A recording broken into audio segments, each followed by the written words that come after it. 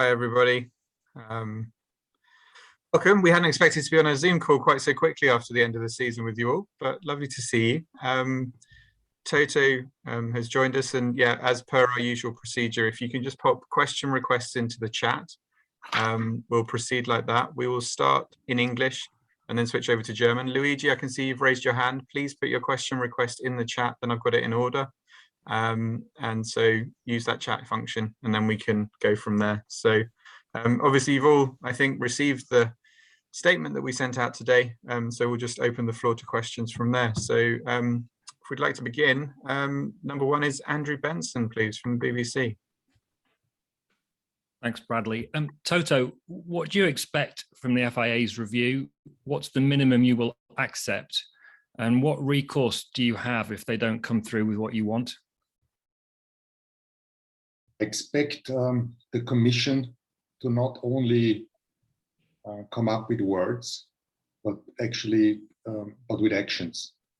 And we will hold them accountable for the actions, because we cannot continue in a sport that is meant to be sport followed by entertainment and not the other way around, that we are held ransom by ad hoc decisions in every field, be it technical or sporting. And therefore, there needs to be clear measures in place before the start of the season, so every driver, every team, and the fans understand what's on and what is not on. Next on to Scott Mitchell, please. Thank you. Hi, Toto. You were widely believed to have had a very strong case for an appeal. I wondered, how close did you come to committing, and how difficult a choice was it to make? Yes, indeed. We believe we had a very strong case. And if you look at it from the legal side, if it would have been judged in a regular court, it is almost guaranteed that we would have won. But the problem with the ICA is the way it's structured. The FIA can't really mark their own homework. And there's a difference between being right and obtaining justice.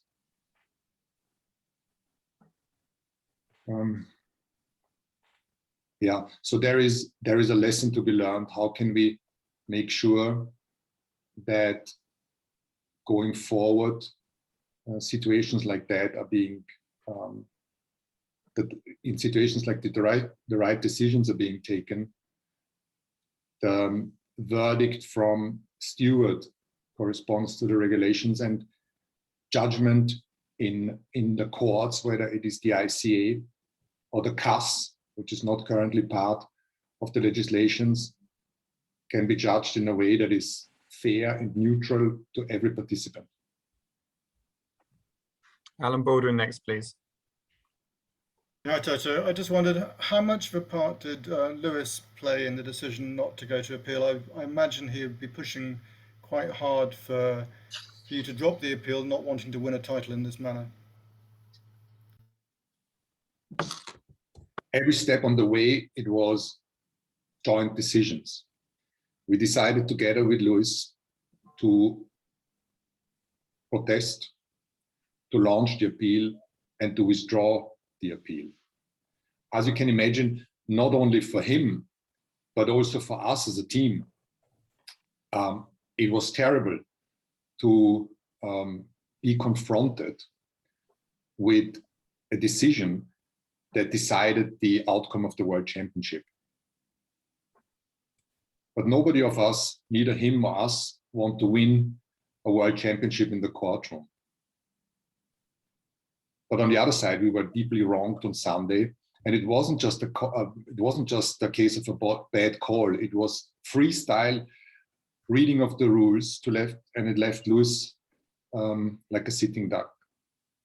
So, as hard as it was to withdraw the appeal, or let me word it differently, it was tremendously hard for him and for us as a team to withdraw the appeal because we were wronged. And we deeply believe that in Formula One, the pinnacle of motor racing, one of the most important sports in the world, justice is being done. So my soul and my heart cries with every bone that this should have been judged in the right way, and the legal situation would have given us right. But as I said to you before, the difference between being right and obtaining justice, or there's a difference between being right and obtaining justice. Valentine next, please. Good day, Toto. Do you consider this a one-off bad call or part of a wider problem? And in that vein, do you have confidence in the ability of Michael Massey to continue as Formula One race director? It is a wider problem, because if you look at most of the controversies that have happened this year, it was about decisions, sporting decisions on the track, the inconsistency of the execution of the regulations on track. It's one thing to drive hard and to have difference of opinion among the drivers and among the teams. It is in the nature of the game, but inconsistent decision making leads to controversies, leads to polarization, and that was, as I said to you before, the ground for many of the totally unnecessary how can I say, totally unnecessary controversies on the track. How can it be that 14 months ago at the Eiffel Grand Prix, the explanation that was given was exactly the contrary to what has happened on Sunday? The explanation that was given, that the reason why a safety car was out there so long is that all cars need to unlap themselves, with the explanation that this is following the sporting regulations. 14 months ago, not only the decision has been taken in a totally opposite way, but there is an explanation is being made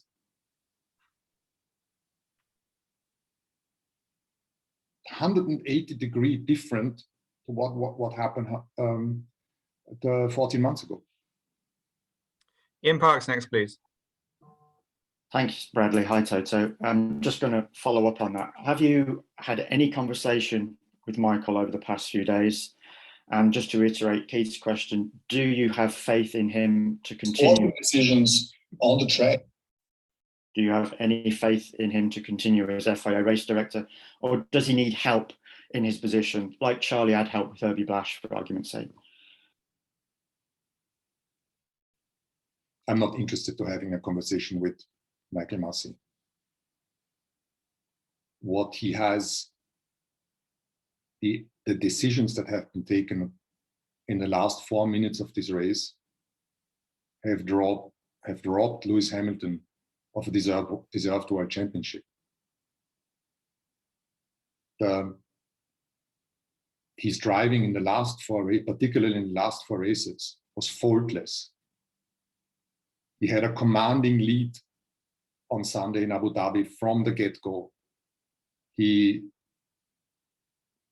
won the start and he never gave the lead away again. And robbing him in the last lap of the race is unacceptable. That's why, from a personal standpoint, from a professional standpoint, I cannot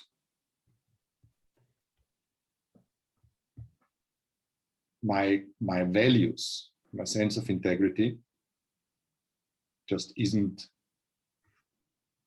compatible to the decisions that have been made on Sunday.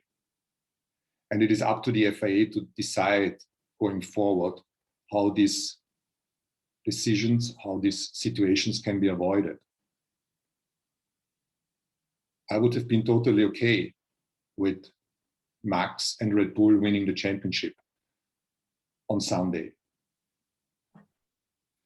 And this situation has nothing to do with Max. He is a worthy champion. His driving is exceptional. And Red Bull are fierce competitor. And I have the greatest respect of the people working there. So it has nothing to do with them. But I would have loved to sit here with and avoided all these discussions and the damage that has been done to the sport by just integer and sporting and fair decision making on Sunday. So the FIA needs to decide how they're going forward. I find it. We had a good dialogue with the FIA over the last few days. The commission that it set in place, I have trust and faith that we will formulate together with all competitors, the drivers and the other teams, the right decisions and actions to avoid such a scenario in the future. Julien Billiot, next, please. Thanks, Bradley. Hi, Toto. Toto, do you think, like other drivers, that what happened in Abu Dhabi was done on purpose and just for the show, with maybe F1 bosses putting pressure indirectly on Messi to set up a grand finish? And just more generally, has Formula One just become a big Netflix series, but in real life, with showrunners and producers and fake intrigue? I would never want to put such thing in, and I would never, how can I say, I would never say such thing, because at the end, we provide entertainment, but entertainment needs to follow sport, not the other way around. And the rules are the rules. The consistency of the application of the rules is important. And no decision-making should ever happen contrary to the rules, just to spice up the action. We love Netflix and Drive to Survive. Stefano Domenicali is doing a phenomenal job in marketing the sport. And Stefano, as a true racer, would have no interest in interfering into racing just for the entertainment factor. So I cannot judge the pressures of the race director, but in any case, we are so credible as a sport because it is sport and it is not wrestling.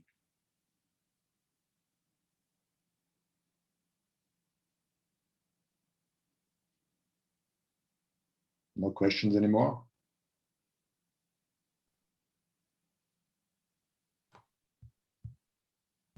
Andrew has the hand up. Toto, can I, if I don't know what's going on. Sorry, apologies. My connection just went down briefly, but I think we're Johnny's next on the list after Julien. Yeah, okay. Toto, what gives you faith that the FIA will own up to its errors and make the changes needed? Because last night they blamed the fans, team and media for misunderstanding the situation. And the last time there was a major investigation inside the FIA regarding the Ferrari engine, it ended up in a secret deal that nobody knew really what had happened. I think in the day and age of transparency, such decisions cannot be made anymore in backroom deals. And why I am optimistic is that most stakeholders in the sport will share my frustration on the decisions that have been made all throughout the year. And everyone who is a racer, you guys, us, knows what happened. So nevertheless, I have confidence because we will be all pulling on the same rope in the same direction, the teams. And I've had feedback from the teams and from the drivers. I had assurances from Peter Bayer and Stefano that in the next weeks and months, we will close the gaps that have opened up more and more over the last few years.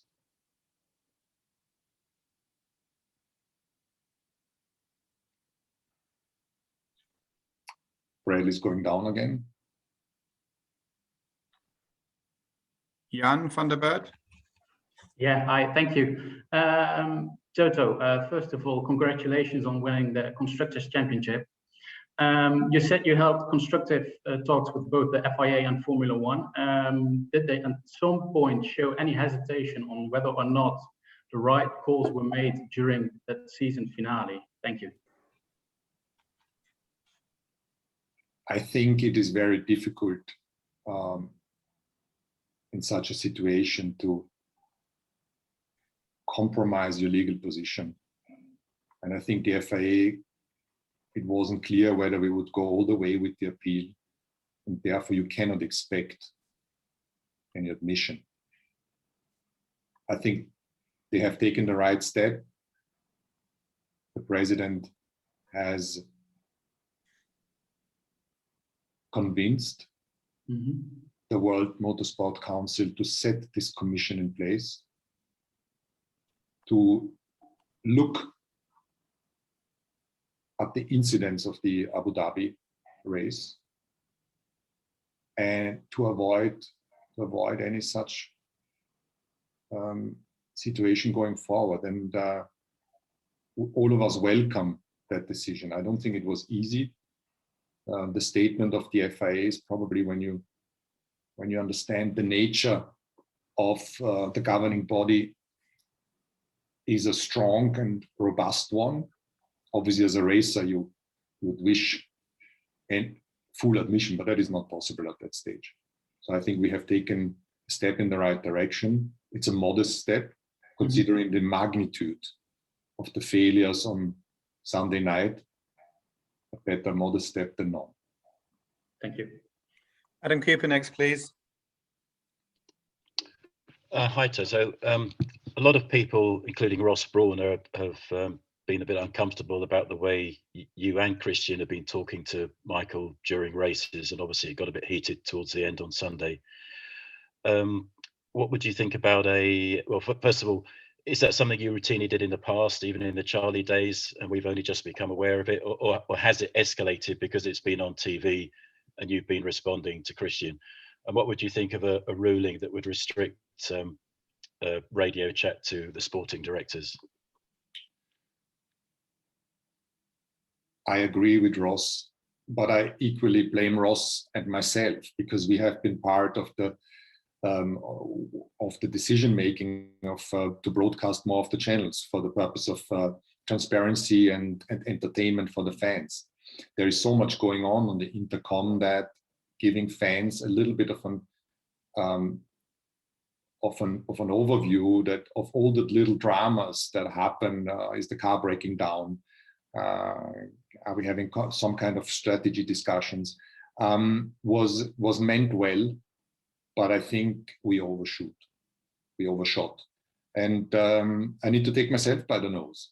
And Christian, we were giving us the opportunity to talk to the race director directly, and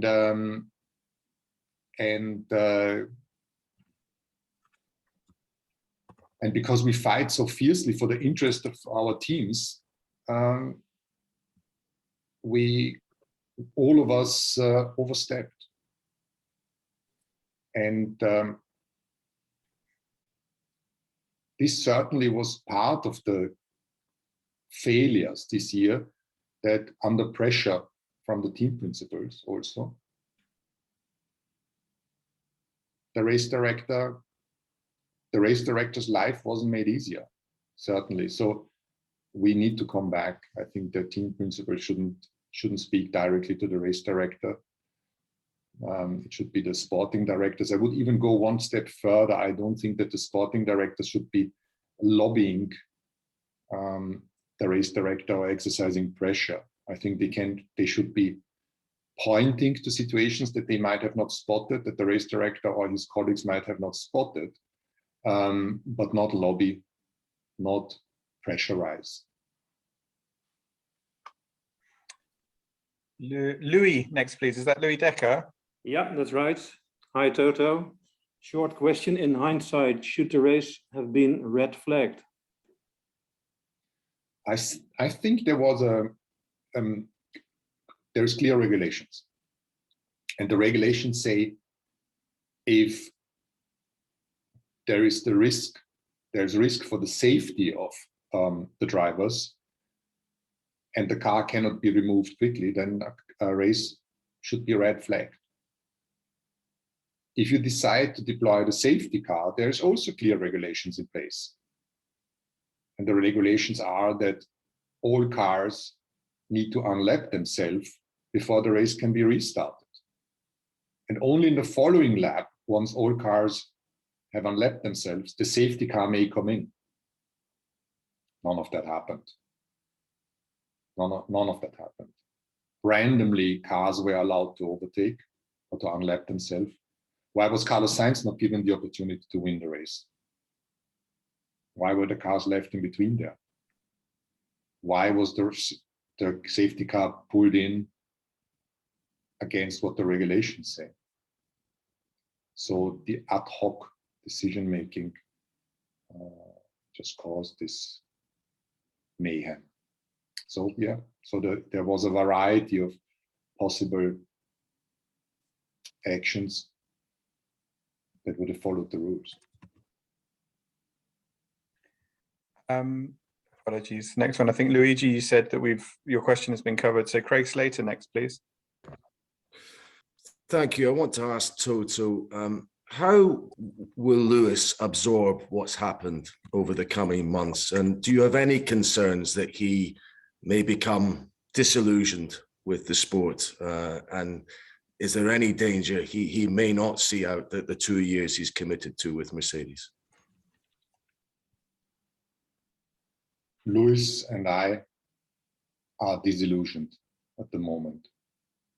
We're not disillusioned of the sport. We love the sport with every bone in our body.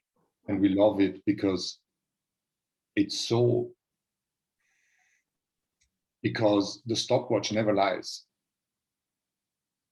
But if we break that fundamental principle of sporting fairness and authenticity of the sport, that suddenly the stopwatch doesn't become relevant anymore because we are exposed to random decision making, that is clear that you may fall out of love with that you start to question if all the work that you have been putting in, all the sweat, tears, and blood can actually be demonstrated in terms of bringing the best of possible performances on track, because it can be taken away randomly. So it's going to take a long time for us to digest what has happened on Sunday. I don't think we will ever come over it. That's not possible. And certainly not him as a driver. I would very much hope that the two of us and the rest of the team, we can work through the events. We can, with the FIA together and with F1, utilize the situation to improve the sport going forward. But he will never overcome the pain and the distress that was caused on Sunday. To be honest, I still today, I can't even understand what was happening. I'm in disbelief For me, it still feels surreal.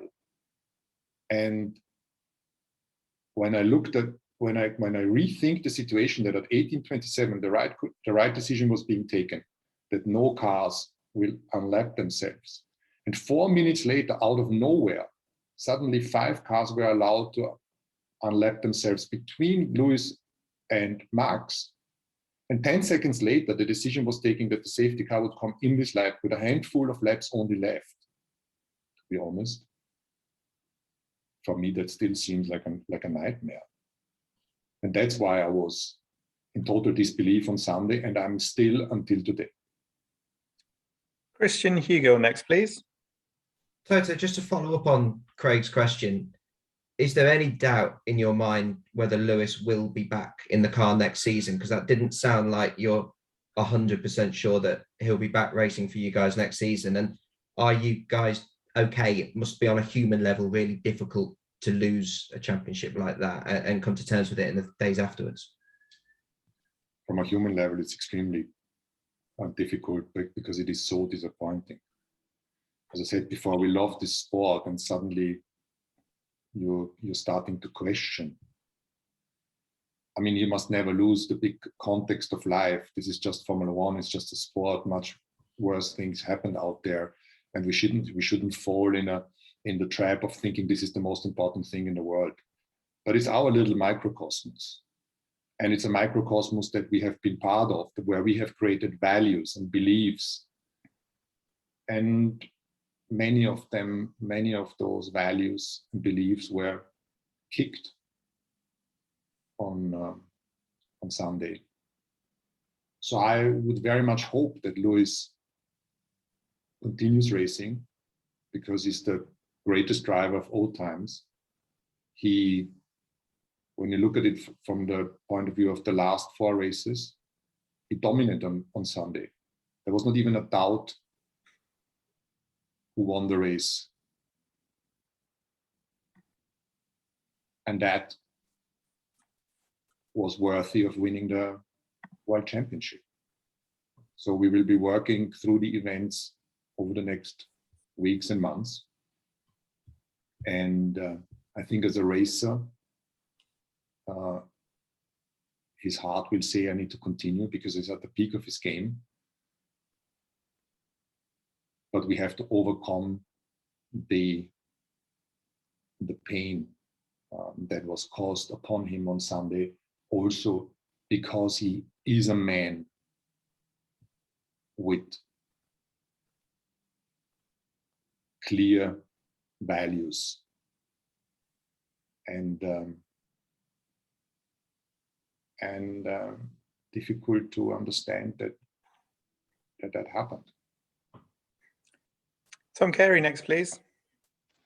Hi, Toto. Yeah, you very much hope that Lewis will continue. That sounds as if he hasn't given you any assurances that he will. And probably following up from that, I'm guessing that he won't be attending tonight's gala at the FIA prize giving. And do you expect any repercussions from the FIA for that? I believe it's part of the regs that he does need to attend. And will you be there?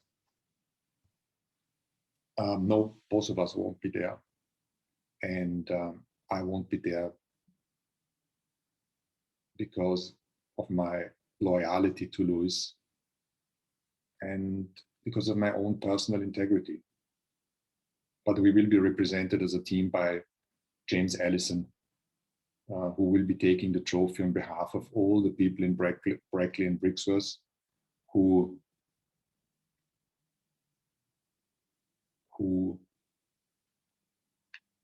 should celebrate our 8th consecutive World Championship title, who deserve to be celebrated because it's a fantastic achievement that we are very proud of. And in a way, I'm trying to compartmentalize the anger on the outcome of the Formula One driver championship, World Championship, and on the other side, the pride and the pride and the joy of having achieved something unprecedented. And that needs to be celebrated. Samagini next, please. Hi, Toto. What are your sponsors, your commercial partners saying, and Ineos as a new investor into Mercedes and this sport? I'm so proud of the support that our sponsors and partners have given us over the last few days. They've been with us all way long. The messages that I have received personally from sponsors, from fans, from very credible people made me very happy. And the sponsors have trusted us to come up with a decision in relation to the appeal, and would have gone with us all the way. Ted Kravitz next, please. Thank you very much, Bradley. Toto, congratulations to you and all the team on an 8th in a row. It's unprecedented. It's never been done. I'm only sorry you couldn't celebrate it on Sunday, but I still don't really get it, and I don't think many of our viewers and our readers will get it either. You're not rowing back from anything. In fact, you're coming down even stronger today. Neither you nor Lewis are going to the FIA gala. Many of the fans, not only Lewis Hamilton fans, but also fans of Formula One, are extremely disappointed that you're not pursuing this. It looks like a sort of cozy deal. They don't understand what happened in those 4 minutes between 1827 and 1831 when the race director either changed his mind or somebody changed his mind for him. Couldn't you have just pursued the legal case with your QC? Couldn't you have said, look, we're not going to affect the outcome of the World Championship. Max can still pick up his trophy, but we want to pursue the legal case. Doesn't it look like you're sort of copping out for some reason? I can understand the frustrations of many, and to be honest, I have the same. I'm also in two minds all the time between my perspective and my judgment on the legal position and my realism about the outcome of such proceedings. As I said before, there's a difference between being right and obtaining justice. And I don't think that at the moment we are set up in terms of our governance to end up in a situation that would have given us remedy, that would have reinstalled a result that was taken away from Lewis before the last lap of the race. And that's why, heavy-hearted, we have decided not to appeal, because we wouldn't have gotten the result back. Now, I think we have the right tools in hand to make sure that the decision-making going forward is better. And we will be holding the FIA and the decision makers accountable for making the sport more robust and the decision-making more robust and more consistent. I'm going to Lawrence Edmondson next, please.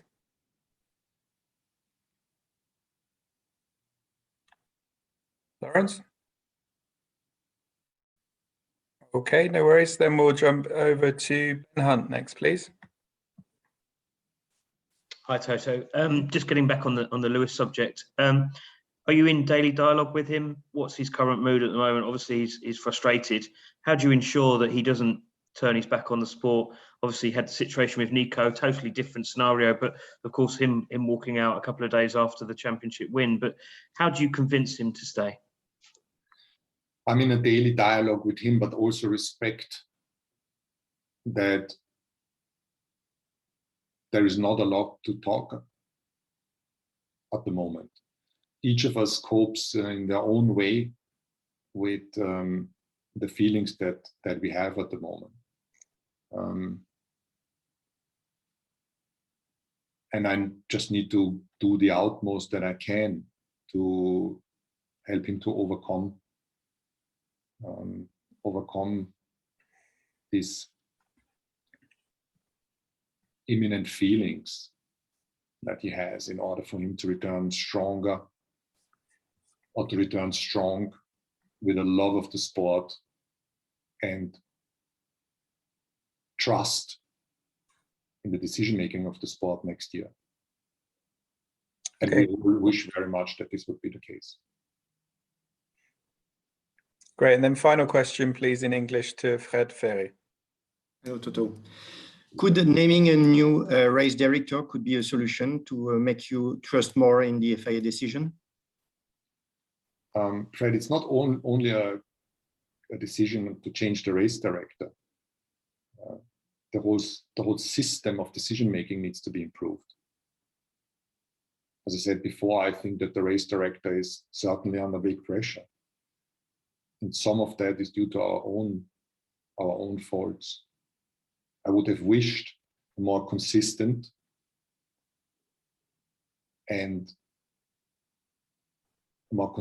decision making that could have avoided many of the controversies throughout the year, but the last one was just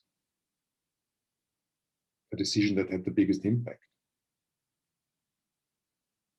And in sporting, from a sporting perspective, a catastrophic impact, because it decided the World Championship.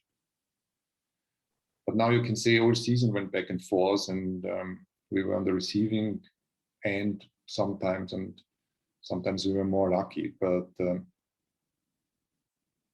I have confidence that together, all of us together, the teams, the drivers, the FA, and the sport, can revamp the way decisions are being making and make the sport stronger. I think these situations, as painful as they are also an opportunity to make the sport, to better the sport.